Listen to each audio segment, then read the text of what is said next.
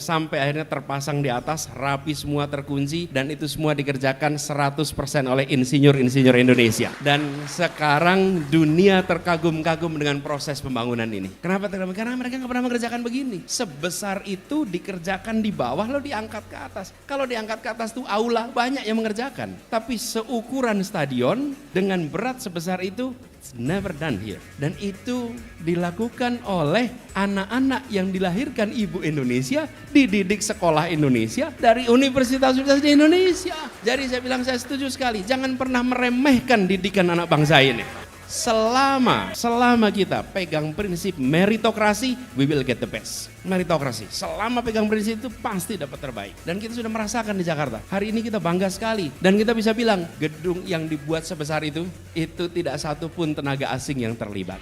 Ketika kita melihat proyek raksasa dibangun, pada saat ini kita harus mengatakan, kok bukan kita yang mengerjakan? Kenapa kita hanya jadi penonton di tanah kita sendiri? Inilah perubahan, sudah saatnya kita kerjakan itu sendirian.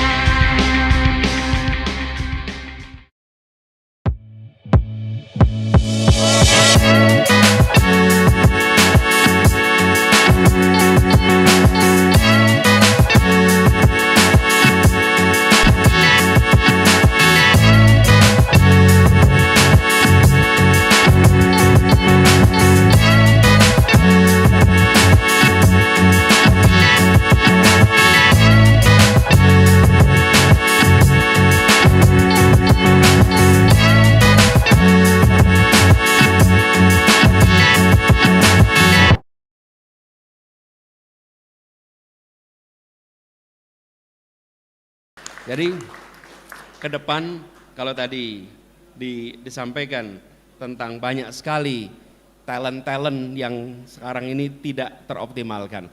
Bapak sekalian, ini bukan sekarang saya bicara ini, sudah berkali-kali, sudah berlama-lama. Yang dibutuhkan Indonesia ke depan adalah reindustrialisasi. Reindustrialisasi. Kenapa? Karena tadi disebutkan industrialisasi kita mengalami kemandekan.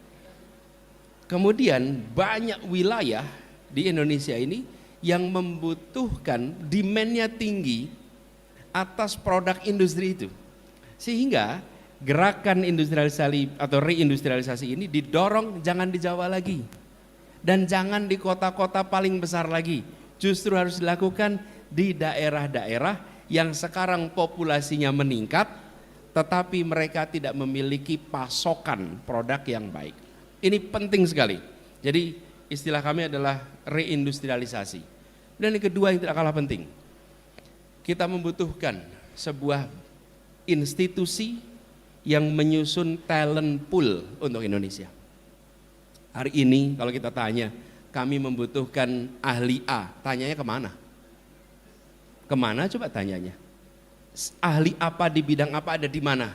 Talent pool kita. Talent pool itu bukan sekedar job market, bukan. Talent pool itu negara mengidentifikasi pribadi-pribadi mumpuni yang ada di negara ini sehingga semua bisa memanfaatkan ilmu dan pengalaman mereka.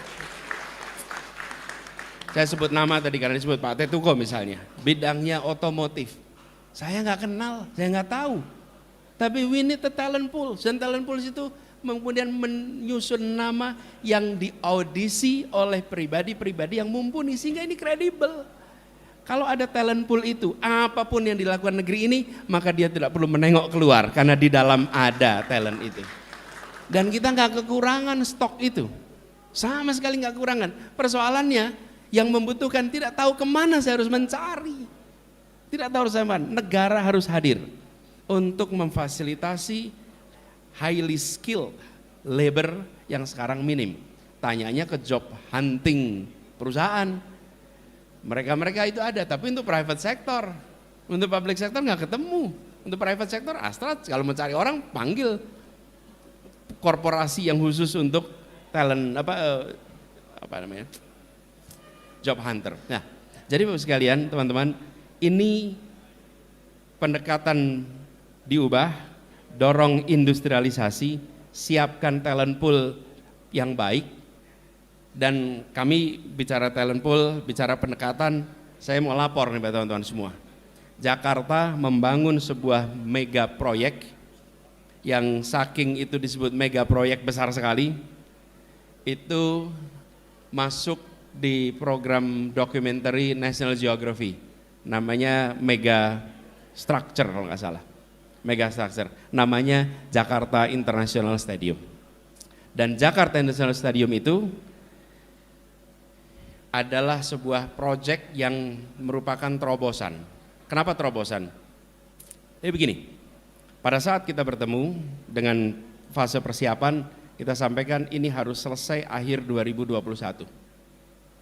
Itu tahunnya 2018. Lalu mereka menyiapkan rancangan. Di ujung timnya lapor, Pak, tidak mungkin selesai 2021 karena pembangunan atap. Stadionnya pakai atap. Dan atapnya itu bisa dibuka tutup. Itu tidak bisa dikerjakan dengan dipercepat. Karena kalau nyusun atap ya ada fasenya. Nggak mungkin itu dicepetin. Itu ada urutannya di dalam proses konstruksinya. Kita bilang coba cari caranya. Mereka putar cari cara macam-macam, akhirnya mereka kembali. Bisa, Pak. Apa? Atapnya dibikin di bawah. Lalu nanti didongkrak naik ke atas. Oke, that's a good idea. Masalahnya apa? Masalahnya gak ada yang pernah mengerjakan. Karena beratnya 3.400 ton.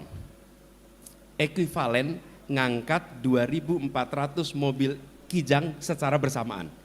Bayangkan 2.400 mobil Kijang dijejer, diangkat bersama-sama. Equipmentnya harus ambil dari Timur Tengah. Itu kren-kren besar di Dubai, Abu Dhabi, itu harus disewa semua. Karena kren-kren itu khusus untuk mengangkat konstruksi raksasa. Pertanyaannya, should we take the risk or not? Oke? Dan kita bilang, bismillah kita ambil risiko itu. Kemudian dibangunlah di bawah, lalu setelah itu selesai dinaikkan ke atas. Proses mendongkraknya itu 72 jam. Sebenarnya sampai akhirnya terpasang di atas, rapi semua, terkunci, dan itu semua dikerjakan 100% oleh insinyur-insinyur Indonesia. Dan sekarang dunia terkagum-kagum dengan proses pembangunan ini. Kenapa terkagum? Karena mereka nggak pernah mengerjakan begini. Sebesar itu dikerjakan di bawah lalu diangkat ke atas. Kalau diangkat ke atas tuh aula banyak yang mengerjakan. Tapi seukuran stadion dengan berat sebesar itu, it's never done here. Dan itu dilakukan oleh anak-anak yang dilahirkan ibu Indonesia, dididik sekolah Indonesia, dari universitas-universitas di Indonesia. Jadi saya bilang saya setuju sekali, jangan pernah meremehkan didikan anak bangsa ini. Jangan pernah. Dan buktinya banyak sekali, Selama kita pegang prinsip meritokrasi, we will get the best.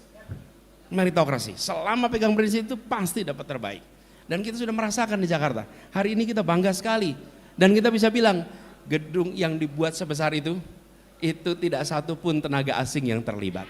Semuanya tenaga Indonesia. Nah, Bapak sekalian, ada yang unik ini. Para pekerjanya di sana, itu mereka adalah konten kreator semua, tanpa kita sadari. Siapa? Buruh-buruhnya. Buruh-buruh itu, kalau pada hari-harian itu pada rekaman. Saya sedang ngerjain ini stadion gede, dikirimnya ke kampung halamannya. Jadi mereka saking bangganya mengerjakan proyek ini, Mereka membuat konten-konten dikirim ke kampung-kampung halamannya. Mereka bukan yang engineer papan atas, mereka pekerja kasar di bawah. Tapi apa yang terjadi? Itu yang namanya kebanggaan atas sebuah proyek yang dikerjakan anak bangsa. Dan itu menular, bukan hanya yang di atas, semua yang di bawah pun merasa this is mine, this is ours, ini punya kita. Teman-teman sekalian, Bapak Ibu sekalian, semangat itu yang harus dikembalikan di Republik ini. Ketika kita melihat proyek raksasa dibangun, pada saat ini kita harus mengatakan, kok bukan kita yang mengerjakan? Kenapa kita hanya jadi penonton di tanah kita sendiri? Inilah perubahan, sudah saatnya kita kerjakan itu sendirian. Jadi teman-teman sekalian, PR kita banyak. Perubahan ini tidak otomatis jalan, tidak otomatis jalan. Karena tidak semuanya berada di barisan yang putih-putih ini. Betul enggak? Ya, ada yang tidak menginginkan perubahan. Tapi kita yakin bila kita berkumpul kuat, maka ini energi fusi, betul nggak? Yang nanti akan bisa memunculkan kekuatan yang luar biasa. Jadi pertemuan 1000 alumni ITB, insya Allah ini simbolik aja. Saking banyaknya sebut 1000, saking banyaknya sebut 1000. Tapi insya Allah kita song-song perubahan ini bukan sekedar pergantian orang, tapi pergantian pendekatan dan prioritas. Saya ingin sampaikan terima kasih kepada semua yang hadir. Terima kasih atas dukungan, atas kepercayaannya. Ini perjuangan yang kita jalani agak panjang. Saya, Sahganda, Denci, Wahyono, saya mau nyebut Gepeng, bener Nurholis aja lah sekarang. Mau nyebut Gepeng. Itu zaman dulu luntang-luntung bareng-bareng di era itu. Luntang-luntung bareng-bareng, dan kita lari-lari kalau dikejar-kejar ke Jatinangor, baliknya ujungnya ke Ganesha. Ini perjuangan panjang, jadi ini bukan dadakan kita sekarang sedang masuk di dalam arena. Arena perjuangan ini kita kerjakan sejak zaman tahun 90-an, ketika kita menginginkan demokrasi. Dan demokrasi alhamdulillah sudah jalan 25 tahun. Sekarang saatnya untuk kita menunjukkan bahwa demokrasi delivers justice and prosperity. Bahwa demokrasi yang kita perjuangkan itu akan menghasilkan keadilan dan kesejahteraan. Ini kata kunci, jangan sampai demokrasi terjadi tapi tidak delivers apa yang menjadi aspirasi dari publik. Dan publik menginginkan kesetaraan, publik menginginkan kemajuan. Nah, mudah-mudahan ini bagian dari kita menuntaskan apa yang sudah dimulai dari tahun-tahun dulu. Jadi sudah saya bilang tadi, ini 70-an, 80-an, 90-an, 2000-an. Ini semua karena ITB dulu terkenal sebagai rombongan yang berani-berani itu di ITB. Jadi kalau sekarang ada orang ITB gak berani, ini bukan ITB sebetulnya, bukan ITB. Loh, kita di Jogja ini dapat ceritanya, itu rektor ITB, Iskandar Ali Sabana, betul nggak? Anak-anak itu pada ditahan, tetap aja bimbingan skripsi jalan, tetap aja pada bisa lulus. Kita bilang ini rektor dahsyat ini. Kalau rektornya berani, apalagi mahasiswanya, betul nggak? Jadi kalau ITB itu memang pemberani dan sudah saatnya 2024 ITB bangkit lagi untuk jadi pemberani.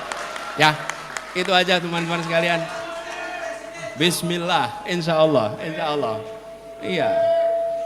Dan itu juga, Pak, saya pernah jemput Bang Imat. Ini Bang Imat ITB nih. Saya itu nggak pernah mengira kalau Bang Imat itu insinyur listrik. Saya kira kuliah tauhid itu ulama ini. Ternyata insinyur listrik gitu, insinyur elektro.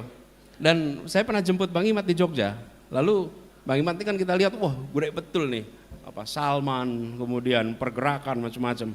Jadi waktu saya jemput saya tanya, Bang Imat, gimana ceritanya Bang Imat itu kuliahnya teknik elektro? Terus dia bilang begini, ini cerita beliau nih, dulu saya di Sumatera Utara ada peresmian Bendungan Asahan katanya, Bendungan Asahan. Lalu sekampung anak-anak laki-laki, kemudian warga yang laki-laki itu jalan kaki. Kata dia sekitar 6 jam sampai ke lokasi peresmian. Kenapa? Ingin dengar pidatonya Bung Hatta. Yang meresmikan Bung Hatta. Lalu Bung Hatta pidato, dan saya bayangkan pidato Bung Hatta itu pidato yang datar. Karena beliau kalau pidato itu datar. Coba dengar rekaman suara Bung Hatta. Lalu Bung Hatta dalam pidato itu bilang begini, Indonesia ke depan akan membutuhkan banyak sekali pembangkit-pembangkit listrik seperti ini. Seperti Bendungan Asahan ini. Dan Indonesia ke depan membutuhkan banyak sekali insinyur-insinyur listrik. Kata dia, semua anak pulang pengen jadi insinyur listrik. Ini kata Bang Himad nih, semua pengen jadi insinyur listrik. Apa? Saya ketika dengar itu apa yang menarik? Yang menarik begini, yang menarik itu tidak ada orang yang berpikir apa Bung Hatta saudaranya proyeknya listrik ya? Nggak ada. Nggak ada yang berpikir apakah Bung Hatta ini keluarganya ngurusin listrik ya? Tidak. Yang muncul adalah saya percaya tanpa syarat pada kata-kata pemimpin saya. Ini dahsyat. Ada yang namanya unconditional trust pada pemimpin. Unconditional, percaya tanpa syarat. Ketika Bung Hatta mengatakan kami butuh ini, seluruh rakyat mengatakan saya kerjakan. Dan anak-anak kecil itu pengen jadi insinyur listrik, termasuk beliau berangkat.